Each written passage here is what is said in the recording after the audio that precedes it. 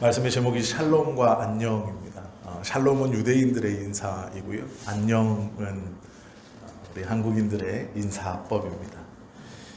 한국인들과 유대인들은 닮은 민족성이 좀 있습니다. 여러 가지 것들이 좀 많이 비슷합니다. 부모를 중요하게 여기는 것, 또 족보를 굉장히 중요하게 여기는 것, 그리고 동향, 사람에 대한 이런 편애도 이 유대인들도 한국인들도 굉장히 좀 많이 있죠. 또 공통점을 찾아서 그 공통된 것을 가지고 조금 더 친밀해지려고 하는 습관까지도 유대인들과 우리 한국인들이 좀 많이 비슷합니다. 제일 많이 비슷한 건 인사입니다. 유대인들은 만날 때마다 샬롬이라고 인사하죠. 평안하십니까? 라는 말이에요. 우리도 어른들을 보면 안녕하십니까? 라고 인사하고 또 친구들끼리도 안녕이라고 인사합니다. 전 세계에서 이렇게 안녕이라고 인사하는 나라는 얼마 되지 않습니다.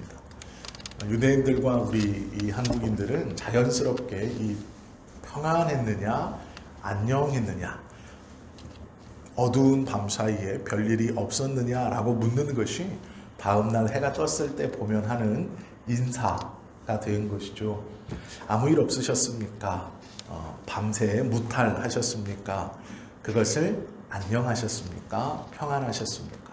샬롬이라고 말하는 것이죠. 왜 그럴까요? 안녕하지 못한 일이 많이 있었기 때문입니다. 예전에는 전쟁도 많았고 또 해안가에 사는 우리 민족은 왜구들이 쳐들어오기도 했고 또 왜구들만큼 기성은 아니었지만 중국 해적들도 우리나라 이 서해안 해안가에 많이 상륙해서 많은 것들을 약탈하기도 했습니다.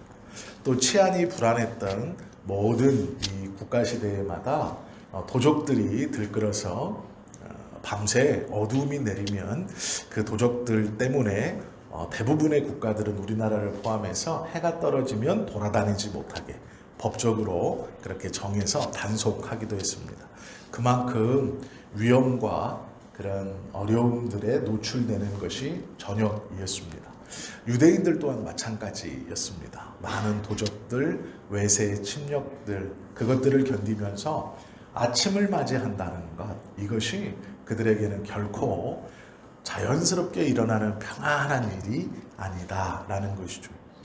두 나라는 모두 여러 가지 것들을 경험하고 여러 불안함 속에 있으면서 해가 뜨면 서로가 서로를 보면서 평안했는가라고 묻는 것이죠. 안녕했는가라고 묻는 것이죠. 밤사이에 별일 없었는가라고 묻는 것입니다. 극심한 어려움과 아픔을 겪어봤기 때문에 아침을 맞이하는 이 조용한 아침에 서로 얼굴을 무사히 볼 수 있다는 것이 귀하다는 것을 알고 이렇게 인사를 건네는 것이죠. 오늘 빌립보서 4장 4절에 보면 고통과 근심 가운데서 듣는 말입니다. 이것은 위로입니다.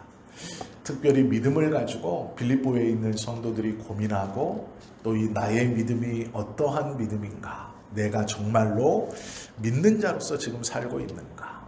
지금 우리 주변에도 교회에 가지 못하게 하는 조금 더 수준 있게 얘기하면 신앙생활을 방해하는 여러 요소들이 있죠. 이 빌립보 시대의 빌립보 교회에도 마찬가지였습니다. 이 시대에도 지금 못지않게 여러 유혹들이 있었습니다. 지금처럼 다른 여러 더 화려하고 더 잘 포장된 여러 종교들이 가까이 있었고 또 기독교인들만 주일에 예배드린 것이 아니라 대부분의 종교들도 그 제사의식을 이 주일로 옮겨서 함께 예배를 드렸습니다. 사람들과 친밀해지기 위해서는 많은 사람들이 함께 모여 예배드릴 수 있는 시간, 그 시간을 잘 선정하는 것이 중요합니다. 이 빌립보 교회에 있었던 대부분의 산당들은 24시간 예배를 드렸습니다. 기독교와 이 주변의 우상의 신전들과 차이점이 있다면 유일하게 유대교의 전통을 받은 이 기독교는 유대교는 금요일 해질 때부터 회당에 모여서 함께 하나님의 말씀을 나누고 그 안에서 묵상하고 또 자기들이 짝을 맞추어서 서로 토라의 말씀을 주거니 받거니 하며 암송하고 7살 미만의 아이들에게는 시편을 가르치고 7살 이상의 아이들에게는 이사야서를 읽게 하고 이제 16이 되어서 가정을 꾸릴 나이가 되면 그들에게 전도서와 잠언을 가르쳤습니다. 회당에서 이렇게 금요일 저녁부터 토요일 저녁까지 율법 교육을 하고 그리고 함께 거기서 잠도 잤습니다. 그리고 나서 토요일 저녁이 되면 회당 밖으로 나와서 음식을 섭취하고 서로 안부를 묻고 집으로 흩어졌죠. 그리고 월요일 아침이 되면 서로 만나서 샬롬하고 인사하며 하루를 시작했습니다. 이것이 유대인의 전통이었고 기독교인들은 놀랍게도 금요일 저녁에는 회당에 가는 사람이 많았고 토요일 저녁까지 회당에 있다가 주일 아침이 되면 또 교회로 와서 예배하는 사람들도 있었습니다. 초대교회에는 유대교회 신앙생활을 하는 사람, 기독교의 신앙생활을 함께 하는 사람들이 참 많이 있었습니다. 자신들이 조상 때부터 해왔던 회당을 떠나지 못하고 그곳에 금요일 저녁에는 들어가 있고 주일에는 예배 장소로 모여서 또 예수님을 함께 찬양하는 이러한 신앙인들도 많이 있었습니다. 그때 그 예배당에 오면서 그 주변에 있는 화려한 신당들은 언제나 많은 제사장들, 화려한 제사장들이 언제나 찾아가면 제사를 드려줬습니다. 제사를 드리는지 안 드리는지는 자신의 눈으로 보지 못했지만 자신이 가지고 간 재물을 가지고 갖고 들어가면 그 제사를 드렸다는 표를 나눠주고 그 표를 가지고 신전의 한 구석에 있는 곳으로 가서 자신이 원하는 제사장들을 만나곤 했습니다. 그것이 이방인들의 제사였습니다. 기독교인들이 굳은 마음을 먹고 내가 예배하러 가겠다 라고 갈 때 그 가는 곳은 화려한 곳이 아닙니다. 어떨 때는 그것이 다락일 수도 있고 어떨 때는 그것이 그늘이 쳐져 있는 광장 한 구석일 수도 있었습니다. 어떨 때는 그것이 부잣집의 정원이었을 수도 있었습니다. 그러나 신전은 다릅니다. 자신들의 처소에서 나와서 예배의 장소로 가기까지 수많은 신전들이 눈에 보입니다. 이 신전들을 그냥 매일 지나쳐갈 수 있지 않느냐, 믿음을 가지면 자신의 집에서 신전까지 가는 것이 무엇이 어려우냐라고 생각하지만 그렇지 않습니다. 빌립보를 위시한 대부분의 도시 국가, 이 큰 지중해의 도시에서는 수많은 신전들이 있었고 그 신전들은 항상 수많은 사람들로 북적였습니다. 그 이유는 신전에 들어가 제사를 드린다는 것은 남창과 여창을 할 수 있는 시간이었고 합법적인 일이었기 때문입니다. 내가 마음을 먹고 예배 장소로 가기 위해서 어떨 때는 가정집의 거실로, 어떨 때는 천막 그늘이 쳐져 있는 어떤 광장의 한 구석으로, 어떨 때는 광야 바깥으로, 언덕 바깥으로 나가는 그 길 가운데 있었던 신전들은 많은 성도들을 유혹하며 그리로 끌어당겼습니다. 화려한 여인들이 또 여인 같은 남자들이 많은 유혹을 하고 있었습니다. 신앙생활을 하기 위해서 내가 나의 집에 나와서 그 모임의 장소까지 온전히 걸어간다는 것은 쉬운 일이 아닙니다. 많은 유혹들이 그 사이에 있었고 수많은 신전들이 눈과 귀를 유혹하고 있었습니다.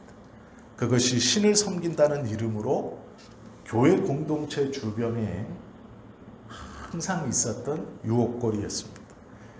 그들은 시간을 정하지도 않았고 언제나 마음먹은 시간에 방문할 수 있었다라는 것이죠. 하나님의 교회에 와서 예배하는 것은 쉽지 않습니다. 성전에 함께 모여서 정해진 장소에 함께 모여서 예배할 때에 그들의 마음속에 모두 다 드는 생각은 아니 대부분의 생각은 그것이었을 것입니다. 하나님 내가 왔습니다. 그런데 저기를 가볼까 하는 갈등도 했습니다. 하나님 그들을 보고 저의 눈이 번쩍 뜨이기도 했습니다. 그들의 노래가 저의 귀를 사로잡기도 했습니다. 그렇게 회개하는 사람이 태반이었을 겁니다. 특별히 주중에는 비싼 값으로 제사를 드려야 했던 이 비싸고 자주 방문할 수 없었던 이 신전들이 유독 주일에는 더욱더 싼 값에 경쟁하듯이 문을 활짝 열어놓고 그 신전 밖으로 아름다운 노랫소리들을 일부러 들려주면서 수많은 길에 왔다 갔다 하는 사람들, 쉬기 위해서, 그 하루를 쉬기 위해서 보내는 사람들을 유혹해서 성전으로 끌어당기고 있었던 시대입니다. 노예들도 그날 아주 싼 값에 성전에 들어갈 수 있었습니다. 그러기에 그들이 하나님의 공동체, 교회 공동체로 와서 그 유혹들을 다 뿌리치고 탁 와서 예배 드린다는 것은 쉬운 일이 아닙니다. 그것은 그냥 우리가 생각하듯 교회에 와야지 하는 정도가 아닙니다. 지금 우리가 느끼고 있는 유혹보다 더 많은 유혹들이 그 안에 있었을 겁니다. 어떤 신전은 주일이 되면 고기들을 앞에 진열해 놓고 참배하고 돌아가는 가난한 이들에게 그 고기 덩어리를 주곤 했습니다. 평소에 잘 먹어보지 못했던 고기들, 황제의 생일이나 집정관이 취임할 때나 분봉왕이 들어와 있을 때나 왕자들의 생일 때만 국가에서 나눠주며 먹었던 그 고기들을 성전 앞에 진열해 놓고 참배객들 중 원하는 사람에게 그 고기를 무상으로 주는 신전도 있었습니다. 내 집에서 나와서 예배하는 자리까지 그 모든 유혹을 뿌리치고 예배 처소에 도착해서 하나님 앞에 딱 서서 예배하겠습니다 라는 것은 쉬운 일이 아닙니다. 그 유혹들과 그 먹고 싶음을 다 참고 성전까지 오는 것이죠. 오는 것도 쉽지 않았지만 그 앞에서도 마음이 두 갈래 세 갈래입니다. 3주 동안 나왔는데 한 주는 고기를 좀 먹어봐도 좋지 않을까? 왜 그런 생각이 안 들었겠습니까? 신전은 화려하고 봉사자들은 아름답고 그곳에는 먹을 만한 음식과 좋은 것으로 거리에 많은 사람들을 유혹하고 끌어당기는 날이 예배하는 날입니다. 그때 교회는 아무것도 없었습니다. 초기 교회는 그들을 끌어다닐 만한 아무것도 없었습니다. 고기를 나눠주지도 않았습니다. 봉사하는 사람이 아름답거나 성전이 화려하지도 않았습니다. 교세도 약했고 많은 사람이 모이지도 못했습니다. 빌립보 교회에서 신앙생활을 한다는 것은 결코 쉬운 일이 아닙니다. 내 집이나 예배하는 장소나 별반 차이가 없습니다. 가는 길에 들려가는 수많은 유혹들, 그곳에서 정신 똑바로 차리지 않거나 아니면 고개를 푹 숙이고 그것들의 귀를 막고 눈을 막고 들어가야 갈 수 있는 예배였습니다. 그곳에 와서도 자신의 귀를 당겼던, 눈을 끌었던 그것들이 생각나고 그것들이 우리 안에 있었을 때 어떻게 그 안에서 온전한 예배를 드릴 수 있고 내 마음의 모든 것을 내려놓고 하나님께 집중할 수 있을까? 그것은 쉬운 일이 아닙니다. 우리가 그저 아침에 와서 교회에 와서 찬송하고 예배하고 기도하는 것 이상으로 이 빌립보 교회의 성도들은 그 많은 유혹과 어려움 속에서 하나님의 교회에 남았고 그곳에서 다른 신전들과는 비교할 수 없는 작고 어쩌면 초라한 노래들, 초라한 예배를 하나님 앞에 드린 것이죠. 예배를 드린 후에도 큰 만족이 있었을까요? 아닙니다. 그렇지 않습니다. 대부분의 교회에는 사역자들도 없었습니다. 대부분의 교회에는 예수님의 직계 제자라는 사역자들도 없었어요. 예루살렘을 중심으로 모여있던 예수님의 제자들이 예루살렘 교회에는 있어서 정말로 자신이 경험하고 눈으로 보았던 하나님의 나라, 예수님의 말씀을 계속 기억하면서 생생하게 서로 증언하면서 그 말씀을 예배 시간에 나누었지만, 이 빌립보는 상업적으로 발달한 도시였고 화려함이 있었고 돈이 있었고 좋은 시설이 주변에 많이 있었지만, 예배의 장소에는 그 예배당을 이끌고 끌고 갈 만한 예수님의 제자가 없었습니다. 말씀을 가르치고 신앙이 흔들릴 때 붙들어주고 괜찮다라고 힘을 나게 해줄 만한 리더가 없었습니다. 자신의 집에서 나와서 그 많은 유혹과 자신의 눈을 잡아당기고 자신의 배를 잡아당기고 자신의 귀를 잡아당기는 그 모든 것들을 뚫고 그 모든 것들을 견디고 예배의 장소에 와서 하나님 앞에, 하나님 여기까지 오면서 많이 망설였습니다. 많이 갈등했습니다. 많이 유혹받았습니다. 할 때 잘 왔습니다 하는 사람이 없는 거예요. 승리했습니다. 이겼습니다. 하나님께서 당신을 기억하실 겁니다. 이렇게 말해줄 사람이 없는 거예요. 이것이 신앙입니까? 내 마음이 이렇게 아직도 집에서 나와 예배 자리에 오는 그 모든 날이 계속해서 유혹이고, 그것이 나의 삶을 붙들고 내가 그곳에 가볼까? 나는 이 생각을 한 번도 떨친 적이 없는 내 신앙이 진짜입니까? 라고 반문할 때 자신 있게 그게 신앙입니다. 그게 믿음입니다. 라고 해줄 사람이 없었어요. 신앙생활을 하기에 절대로 녹록지 않았습니다. 예배를 드리고 내가 내 신앙을 지켜간다는 것이 우리와는 또 다른, 아니 우리와 비교할 수 없는 어려움 가운데 있었다라는 것이죠. 예배의 장소가 또한 일정하지도 않았습니다. 어느 때는 이곳이었고 시간이 지나면 다른 곳입니다. 그곳을 찾아가는 것도 녹록지 않습니다. 얼마가 지나면 박해가 시작됩니다. 세상에 박해하지 않았을 때도 여기서 여기까지 찾아가는 것도 쉽지 않았는데 10년, 15년이 지나면 이제 박해도 시작됩니다. 믿는다는 것 자체가 핍박으로 다가옵니다. 그때의 성전에 들어가도 예배 장소에 모여도 신앙을 걸고 목숨을 걸고 그곳에 찾아가도 반갑게 맞아줄 목회자는 없습니다. 그저 서로가 서로를 의지하는 것이 빌립보 성도들의 신앙의 현주소였습니다. 그들을 보며 바울이 편지를 씁니다. 그들에게 바울이 무슨 얘기를 할까요? 하나밖에 없죠. 너희의 신앙이 진짜다. 집에서 나와 예배 장소까지 오는 그 수많은 유혹들을 떨치고 복잡한 마음을 가지고 예배 장소에 와서 하나님 내가 왔습니다. 망설이다가 여러 유혹, 여러 가지 마음을 가지고 왔습니다라고 앉아있는 그들에게 바울이 하는 얘기는 하나님이 알고 계십니다. 하나님이 너를 압니다.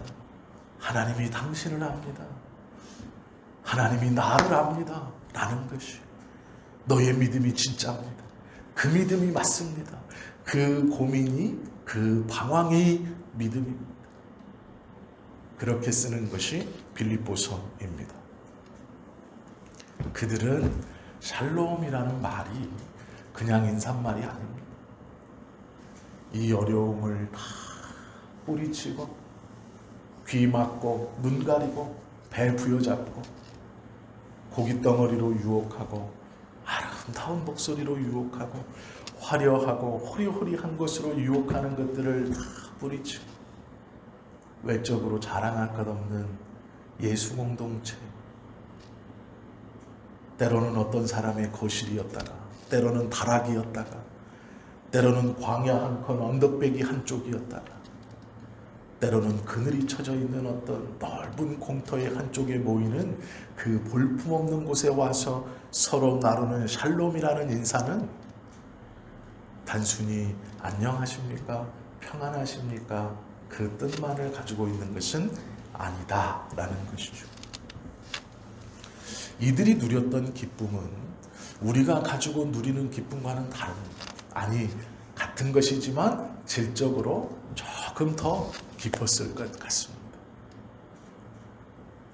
이들이 누리는 기쁨은 진짜 기쁨입니다. 물론 우리가 누리는 기쁨도 그리스도 안에서 누리는 것이라면 진짜일 것입니다. 오늘 본문 말씀에 보시면 주 안에서 항상 기뻐하라. 내가 다시 말하노니 기뻐하라. 너희 관용을 모든 사람에게 알게 하려 하라. 주께서 가까우시니라. 아무것도 염려하지 말고 다만 모든 일에 기도와 간구로 너희 구할 것을 감사함으로 하나님께 아뢰라. 그리하면 모든 지각에 뛰어난 하나님의 평강이 그리스도 예수 안에서 너의 마음과 생각을 지키시리라. 집에서 나와서 그 유혹을 뿌리치고 눈을 막고 귀를 막고 예배 자리에 나온 성도들에게 이렇게 말하는 것이죠. 걱정하지 마라. 마음이 여러 갈래이냐? 걱정하지 마라. 하나님이 아신다. 너희 마음을 지키실 거다. 평강의 하나님이 너를 붙드실 거다. 그러니 그 마음이 나누어짐으로 인하여 그 배를 부여잡고 온 것으로 인하여 실망하지 마라. 주님이 채우실 것이다 라고 말씀하시는 것이죠.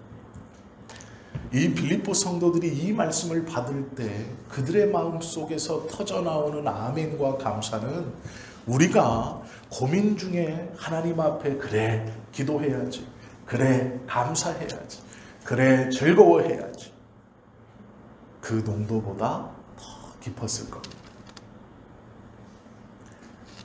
그들이 그 상황에서 이 말씀을 듣고 하나님의 말씀입니다 라는 음성을 들었을 때 그들의 신앙의 고백과 그들의 결단은 달랐을 겁니다. 그들은 진짜 기쁨이 무엇인지 알고 그 진짜 기쁨을 누리는 상태가 되었다라는 것이죠. 그래서 이 말 다음에 부활을 이야기합니다. 진짜 기쁨이 무엇인가? 누가복음 10장 17절부터 20절까지에 보면 70명의 제자들이 둘씩둘씩 짝을 지어서 예수님의 이름으로 귀신도 쫓고 병도 고치는 이야기가 기록되어 있습니다. 둘씩둘씩 짝을 지어서 동네로 흩어져 예수님의 이름으로 병든 자의 병을 고쳐줍니다. 그들은 기뻤습니다. 하나님의 역사가 나를 통하여 저들에게 흘러 들어갔기 때문이죠. 예수님의 이름으로 귀신을 쫓았습니다. 그들은 기뻤습니다. 예수 그리스도의 이름에 능력이 있음에 기뻤고 내가 믿는, 내가 따르는 예수님의 권능이 그 이름으로도 드러남에 기뻤습니다. 또 그리고 자신이 그 도구로 쓰여졌다는 것에 기뻤고 자신의 말로 인하여 귀신이 떠나가는 것을 눈으로 봄으로 기뻤습니다. 그렇게 기쁨 가운데 주님께 와서 자랑합니다. 그들은 즐거웠고 흥분했습니다. 주님, 우리가 주의 이름으로 병든 자를 고치고 귀신을 쫓았습니다. 얼마나 기쁜 일입니까? 얼마나 즐거운 일입니까? 예수님의 이름이 증거되었다는 것에서 기쁘고 내가 그 선한 도구로 쓰여졌다는 것에도 기쁘고 나를 통하여 그 능력이 보여졌다는 것으로도 기쁜 것입니다. 이것은 기쁜 것이죠. 그러나 예수님이 이렇게 권면하시죠. 아니다. 아니다. 나의 이름으로 귀신들이 너희에게 항복하는 것으로 기뻐하지 말고, 이것은 기쁜 것인데 예수님이 기뻐하지 말라 말씀하십니다. 기뻐하지 말고 너희의 이름이 하늘에 기록된 것으로 기뻐하라 라고 말씀합니다. 기쁜 것인데 진짜 기쁜 것으로 기뻐해야 된다 말씀하시죠. 빌립보 성도들에게 하나님께서 이렇게 권면하시는 말씀은 똑같은 의미의 말씀입니다. 그러나 나도 육체를 신뢰 제가 읽어드리겠습니다. 주 안에서 항상 기뻐하라. 내가 다시 말하노니 기뻐하라. 너희의 관용을 모든 사람에게 알게 하라. 주께서 가까우시니라. 아무것도 염려하지 말고 다만 모든 일에 기도와 간구로 너희의 구할 것을 감사함으로 하나님께 아뢰라. 기뻐해야지. 하나님이 기뻐하시라고 하셨으니까 기뻐해야지. 내가 나의 필요를 하나님께 구하는 것으로 기뻐하는가? 그렇지 않아요. 그것도 물론 기뻐해야 될 일이죠. 죄인인 우리가 창조주이신 하나님 앞에 감히 담대히 나아가 나의 필요와 소원을 아뢰 수 있다는 것, 그것만 해도 충분히 기뻐해야 될 일입니다. 사극에 보시면 성벽 위에 큰 북이 있어서 그거를 꽝꽝 치는 장면들이 한 번씩 나옵니다. 그걸 막 치면 임금이 궁궐 안에서 그 북소리를 듣고 무슨 일이냐 하고 부르는 거예요. 그래서 북을 친 사람의 억울함과 하소연을 임금님이 직접 듣습니다. 그러면 왜 그 높은 곳까지 올라가서 그 북을 세게 때릴까요? 임금님이 내 말을 들어준 것, 물론 그것도 기쁘지만 임금님이 들으면 해결된다는 것, 그것 때문입니다. 단순히 듣고 끝나는 것이 아니라 임금님이 내 말을 들으면, 내 억울함을 들으면 분명히 억울함이 해결될 것이다 라는 것 때문에 기뻐하는 것이고, 그것 때문에 그 북을 열심히 치는 것이죠. 우리가 정말로 누리는 기쁨은 이 땅에서 우리를 통하여 무엇인가 일어나서 누리는 것이 아닙니다. 우리가 단순히 기도했다고, 우리가 기도할 수 있다고, 내가 기도했다고 해서 누리는 것이 아닙니다. 기도해서 누리는 기쁨은 그 뒤에 그 기도를 들으신 하나님께서 응답해 주신다는 확신이 있을 때 기뻐하고 즐거워하고 그 하나님께 감사할 수 있다라는 것이죠. 아무것도 염려하지 말고 오직 모든 일에 기도와 간구로 너희의 구할 것을 감사함으로 하나님께 아뢰라. 이것만 하고 기뻐하면 안 돼요. 그런데 우리는 이것만 하고 멈춰버립니다. 힘이 들고 어려울 때 하나님 앞에 나와 기도하는 것으로 끝이라고 생각해요. 나는 할 만큼 했지 라고 생각합니다. 내가 금식하고 간절히 기도했으니 됐다. 나는 할 만큼 했다. 이 정도로 정성을 보였으니 되었다. 이것은 자신의 행위에 대한 스스로의 만족입니다. 기도했다는 행위 자체가 우리에게 기쁨이 되는 것은 아닙니다. 기도했다는 행위 자체가 내 스스로에게 만족이 될 때는 많이 있지만 기도를 들으신 하나님께서 응답하실 것이라는 분명한 믿음 없이 단순히 기도라는 행위를 통해서 무엇인가 이루어졌다, 내 마음이 평안해졌다, 그렇게 느끼고 그 믿음 없이 돌아가는 경우들이 많이 있다라는 것이죠. 그러기에 얼마 지나지 않아 그 문제로 인해 또 기도하러 와야 됩니다. 또 기도하러 옵니다. 그 문제는 해결되지 않습니다. 왜요? 내가 기도한 것으로 말씀을 지켰다, 말씀대로 했다라고 생각하기 때문이죠. 북을 쳐놓고 임금 앞에 나의 억울함을 토로한 것으로 되었다라고 생각하기 때문이죠. 그 뒤에 믿음이 있어야 합니다. 하나님께서 들으셨으니 응답해 주실 거라는 믿음을 가지고 있을 때 진정한 평안과 진정한 기쁨이 우리에게 있는 것이죠. 행위로 인해서 내가 무엇인가 내 마음에 만족하게 했다라는 것을 통해서 하나님께서 이렇게 해 주시겠지, 나는 여기까지 라는 것은 아닙니다. 이 경계선을 넘어가야 됩니다. 무엇이 다릅니까? 완전히 다르죠. 예를 하나 들어드릴게요. 영혼을 구원하는 일은 하나님이 원하시는 일입니다. 너무도 귀한 일입니다.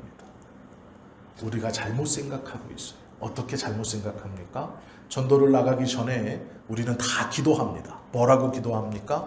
하나님, 이 전도를 통해서 구원받을 만한 자를 구원하여 주십시오 라고 기도하죠. 그리고 우리는 누가 구원받을지 누가 구원받지 못할지 모르니까 때를 얻든지 못 얻든지 막 전하려고 생각합니다. 막 전하죠. 물티슈도 나눠주고 전도지도 나눠주고 밴드도 나눠주고 막 합니다. 심지어 제가 알기로 저희 교회는 잡곡도 나눠줬었나요? 주려고 했나요? 현미도 나눠줬어요. 세상에. 잘 한번 생각해 보십시오. 누가 구원받을지 모르니 하나님, 저는 최대한 많은 사람에게 나눠주겠습니다. 그러면 그 중에 하나님이 구원받을 사람은 구원시키겠죠. 라는 마음가짐으로 하는 것과 그렇게 똑같이 기도하고 나가서 이 행위를 통해 하나님이 구원하실 것이다 라는 것을 가지고 전도하는 것은 완전히 다릅니다. 더 쉽게 얘기하면 총을 막 쏘면서 투투투투 맞을 놈은 맞아라, 하나님 뜻이다 라는 것과 하나님 이걸 통해서 하나님이 선택한 자는 넘어갈 겁니다 하고 1.4하고 빵 쏘는 건 다른 겁니다. 받으세요. 구원 받으실 분은 받을 겁니다. 하나님, 그게 하나님 뜻이죠. 성경의 가르침이죠. 장로교 성도들이 이런 거 자주 하죠. 우리 교회 성도들이 막 받으세요. 네, 많이 받으면 좋아요. 저한테도 분명히 그렇게 얘기해요. 목사님 150개 나갔는데 30분 만에 다 나갔어요. 너무 좋아해요. 감사한 일이죠. 그런데 꼭 물어봐야 돼요. 꼭 물어봐야 돼요. 뭘 생각해야 되냐면, 하나님, 이것을 통해 하나님의 구원이, 하나님의 나라가 확장될 것입니다 라고 주는 것과 아무나 받으세요, 구원받을 사람은 구원받을 겁니다 라는 건 완전히 다릅니다. 우리의 신앙이 얼마나 엉터리인가? 내가 누리는 기쁨과 하나님 앞에서의 신앙의 체험이 얼마나 엉터리인가? 성경을 반쪽만 보는 거예요. 반쪽만 갖고 있습니다. 기도했다는 행위가 나에게 만족이 되는 거예요. 기도했다는 그 행위가 하나님의 은혜를 이미 내가 받았다고 착각하고 돌아가는 거예요. 기도의 행위가 끝남과 동시에 우리 안에는 믿음이 있어야 돼요. 들으시는 하나님이 응답해 주실 것이다 라는 것이죠. 그걸 품고 그걸 안고 돌아가야 돼요. 그러나 속 시원하고 후련한 마음으로 돌아가죠. 그 믿음은 없어요. 그건 기대하지 않아요. 나는 이만큼 했으니 되었다라고 가죠. 그러면 시간이 조금 흐르면 다시 그 문제를 가지고 그 자리에 또 와야 됩니다. 아니, 어쩌면 더 자극적인 것을 찾아 어디 기도원이나 어디 집회를 찾아다니게 되는 거예요. 왜요? 내가 무엇인가 했다는 것에서 만족감을 얻어야 하니까. 아니요, 그게 아니고요. 그것이 중요하지 않다는 게 아닙니다. 중요합니다. 그러나 진짜 믿음은 들으신 하나님이 응답해 주신다라는 확신을 가져야 돼요. 그때 기뻐할 수 있어요. 그 기도하고 그 믿음을 가질 때, 그리하면 모든 지각에 뛰어난 하나님의 평강이 그리스도 예수 안에서 너의 마음과 생각을 지키시리라 말씀하시오. 앞에까지만 읽으시면 안 돼요. 기도하면, 그리고 그 믿음을 가지면, 하나님에 대한 신뢰를 붙들면 진짜 기뻐할 것으로 기뻐하면 이라는 말이에요.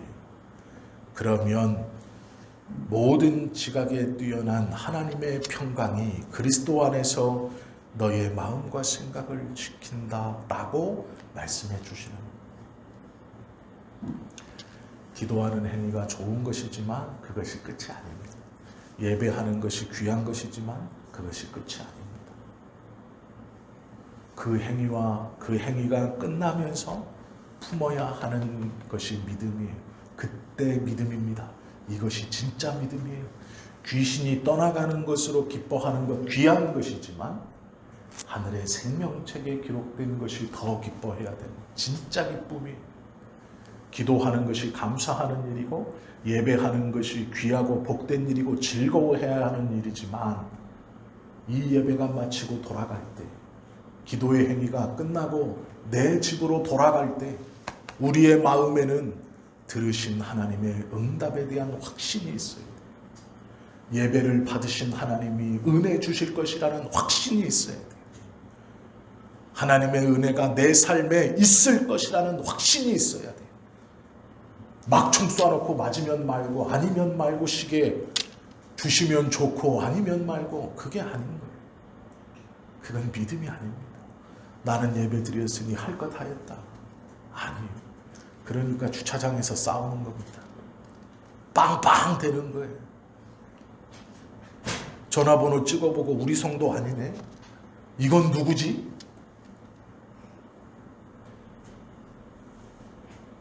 내 앞을 누가 막아놨지? 차 좀 똑바로 세우지? 그러고 가는 거예요. 오전에는 우리가 조금 다른 얘기를 나누었는데요. 믿음에 대해서 고민해 보셔야 됩니다. 내 신앙이 내가 무엇을 붙들고 가는가? 내가 무엇을 붙들어야 하는가? 라는 것들을 고민하셔야 돼요. 하나님 앞에 내가 보여야 될 믿음이 어디까지인가? 기도하는 행위, 예배하는 행위, 그것뿐 아니라 정말로 가져야 될 마음. 비교해서 얻는 기쁨은요, 불안함이 있습니다. 제가 대학 때, 어렸을 때 얘기입니다. 기숙사를 살면 새벽 6시에 기숙사생 모두가 다 새벽 예배를 드렸습니다. 신학생뿐만 아니라 신학과뿐만 아니라 일반과 아이들도 다 새벽 예배에 들어왔어요. 그래서 일반과 아이들뿐만 아니라 신학과 아이들도 한 학기가 지나면 1학기가 지나면 대부분 다 하숙을 합니다. 이 매일 새벽 예배 드리는 게 결코 쉽지 않아요. 돈 있는 아이들은 나중에 다 빠져나가요. 학교 주변 원룸이나 자취로. 돈 없는 저 같은 아이들만 울며 겨자 먹기로 기숙사에 있는 거예요. 새벽 예배를 드립니다. 기도를 막 해요. 그런데 기도하다가요, 동물농장 같은 데 보시면 미어캣이라는 게 나옵니다. 미어캣. 이렇게 있다가 얼굴 쫙 들고 좌우를 살피다가 이렇게 하는 거예요. 이해하시죠? 미어캣 뭔지 아시죠? 저희가 딱 그랬어요. 기도하다가 탁 들어서 보는 거예요. 뭘 볼까요? 누가 나보다 기도 많이 하나? 제가 나는 기도 끝나고 눈 떴는데 딱 봤는데 옆에 제가 기도하고 있어. 그럼 또 기도하는. 이렇게 기도했어요. 충분히 기도했다고 탁 떴는데 아직도 하고 있어요. 근데 질 수 없죠. 그러면 막 갑자기 하나님 하던 게 하나님이 돼버리는. 이렇게 기도하던 게 막 팔을 벌리게 되고. 6시 시작해서 6시 반에 끝나는 예배가 7시 반, 8시까지 서로 내가 이럴 때 걔가 눈 떠서 이렇게 쳐다보고 이렇게 서로 그러고 있는 거예요. 왜요? 그게 경건한 줄 알았습니다. 그게 잘하는 짓이라고 생각했어요. 그렇게 해서 이기면요, 뿌듯한 거예요. 그리고 이제 경계선도 생겨요. 저 선배는 내가 못 이겨. 그런 사람 있어요. 쳐다보면 대단하죠. 8시 넘어까지도 엎드려 있는 사람이 있어요. 막 기도하면서. 그러면 그 사람은 제 마음속에 못 이겨 이게 있어요. 못 이겨가 있습니다. 그래서 그 사람은 안 봐요. 있을 거니까. 그리고 내가 이길 수 있는 저 선배, 저 사람, 저 동기, 저 사람보단 내가 오래 해야지. 쓸데없는 짓이라고 말씀드릴 수는 없지만 어리석은 짓이죠. 그때는 그게 경건인 줄 알았습니다. 기도 많이 하면 된다고 생각했어요. 그러면서 뭘 기도했는지 기억도 안 나요. 왜요? 쟤보다는 많이 해야 되는 기도니까. 무슨 기도를 했겠습니까? 기도하다 말고 눈 떠서 쟤 갔나? 그러면 또 쟤가 없으면요 불이 나게 가야 돼요. 왜 그런 줄 아세요? 밥 먹기 전에 걔 뒤에 서서 내가 너보다 기도 많이 했다 보여줘야죠. 내가 네 뒤에 있다. 오늘 식판 들고 네가 기도 빨리 끝나서 내 앞에 있고 내가 네 뒤에 있다. 내 뒤로 몇 명 없다 보여줘야죠. 자랑해야죠. 내가 그것 때문에 들었다가 기도했다가 들었다가 기도했다가 했는데. 어리석은 짓입니다. 우리가 하나님 앞에 기도하는 것은 그 기도가 참 너무 귀하죠. 그러나 그 뒤에 하나님에 대한 신뢰가 없으면 그건 믿음이 아니에요. 하나님께서 주시는 평강이 우리의 마음을 붙들 수 없어요. 그러기에 자랑하려고 해요. 진짜 기쁨을 누려보지 못했기 때문에 비교하는 기쁨. 내가 쟤보다, 내가 저 사람보다, 내가 저것보다 조금 더 위에서야 감사가 나오고 기뻐하고 왠지 뿌듯한 거예요. 아니에요. 그렇지 않다고. 하나님께서 붙든 우리들은 그 기쁨, 그 가짜의 기쁨을 가지고 만족하며 살아가야 될 사람들이 아니죠. 아무것도 염려하지 말라. 모든 것을 기도해야 한다. 감사함으로 아뢰라. 이것과 함께 이것이 끝난 후에 들으시는 하나님이 응답하신다. 다른 것과 비교할 수 없는 진짜 기쁨. 비교해서 내가 조금 더 많이 기도하고 내가 조금 더 그래도 낫고 그것에서 오는 감사와 즐거움이 아니라 그건 없어집니다. 나보다 더 잘난 사람 보면요 없어져요. 그것이 아니라 하나님이 정말로 우리에게 허락해 주시는 진짜 믿음을 가지고 기뻐할 수 있는, 병을 고치는 것은 귀한 일이고 귀신을 쫓는 것은 귀한 일입니다. 내 삶에 나를 통해 그 일이 일어나면 정말 기쁘고 감사한 일이죠. 그러나 혹여 그것이 일어나지 않아도 실망할 필요가 없어요. 마음에 너무 상처로 담아두시지는 마세요. 혹여 하나님께서 내 기도에 응답해 주시지 않아도, 아니 정확히 말하면 그 응답이 조금 더뎌도 상처받지 마세요. 하나님이 나를 사랑하지 않는다는 게 아니에요. 병이 떠나가면 감사할 일입니다. 그러나 떠나가지 않는다고 하나님이 나에게 주시는 은혜가 부족하다는 것이 아니에요. 경제적인 것이 어려움이 해결되지 않는다고 하나님이 나를 덜 사랑하신다는 뜻이 아니에요. 물론 병을 놓고 기도하고 경제적인 것을 놓고 기도하는 우리 성도님들은 오해하시면 안 돼요. 제가 그렇게 있는 것이 옳다라는 게 절대로 아닙니다. 그렇다고 하여도 하나님께서 우리에게 원하시는 것은 들으신 하나님의 응답에 대한 확신이에요. 그것이 있을 때 우리의 생각과 마음을 지키시는 것이죠. 그때 진짜 기쁨을 우리가 누릴 수 있죠.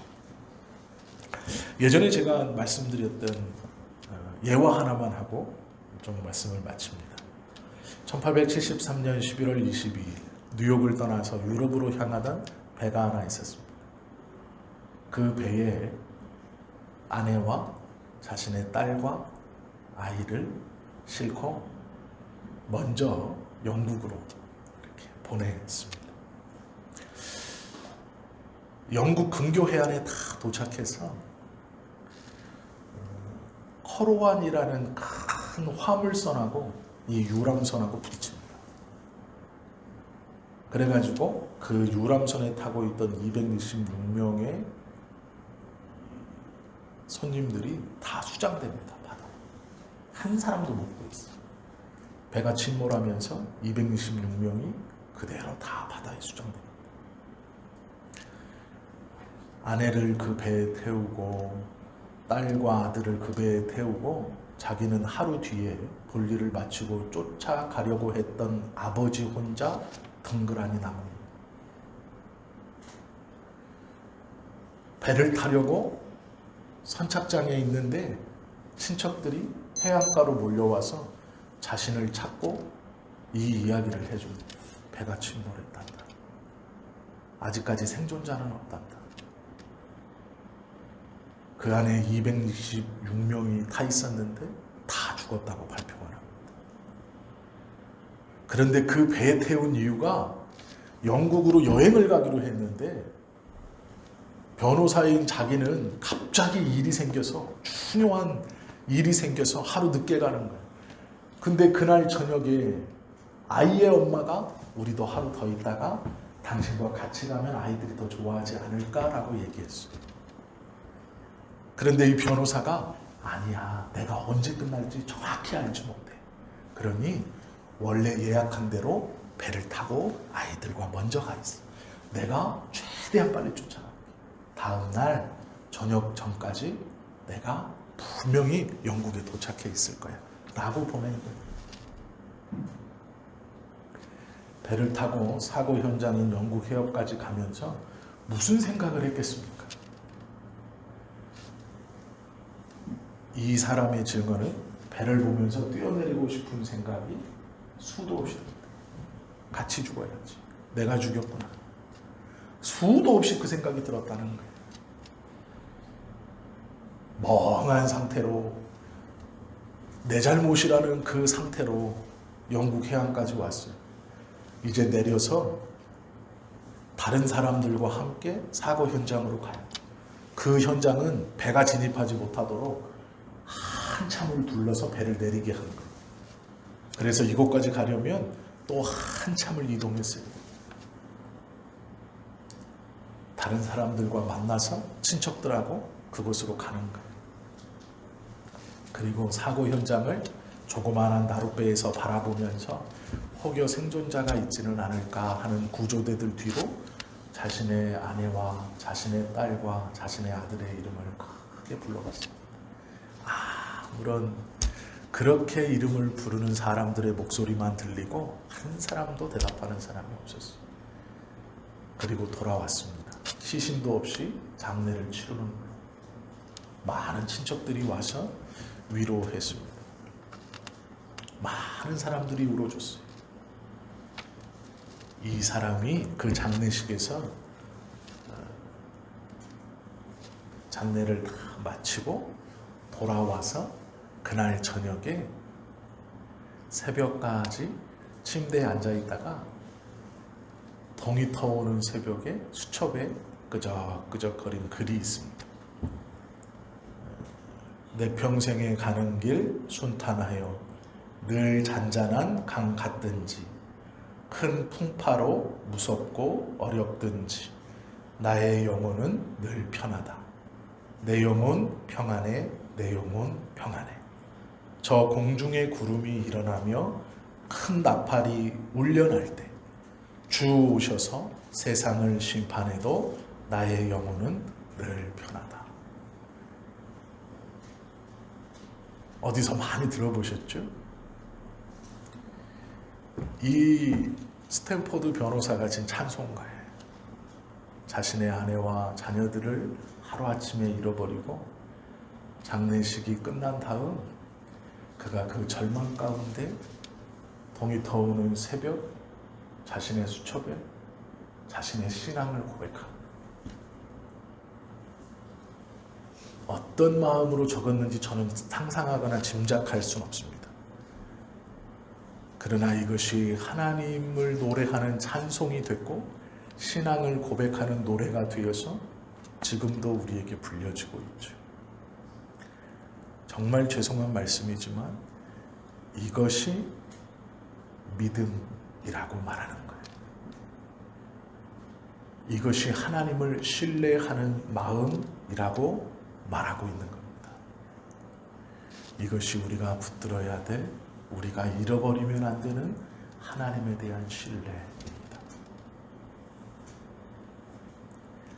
환경이 빼앗지 못하는 평안, 나를 둘러싸고 있는 먹구름과 폭풍우가 빼앗아가지 못하는 이 기쁨, 비교하는 것이 아니라 하나님에 대한 신뢰가 우리 안에 온전히 있어 모든 순간 어떠한 상황에서도 하나님께서 우리에게 주시는 평안과 기쁨이 우리의 삶을 언제나 붙드는 삶, 이것이 예수 그리스도를 통하여 그 핏값을 주고 산 우리에게 주시는 하나님의 은혜입니다. 우리가 붙들어야 되고 고백해야 되는 믿음입니다. 바라고 원하기는 이 예배 가운데 함께한 우리 모두가 주님이 오시는 그날까지 이 믿음을 붙들어 진짜 기쁨을 노래하고 소유하는 우리 모두가 되실 수 있기를 예수님의 이름으로 축원합니다. 기도드립니다.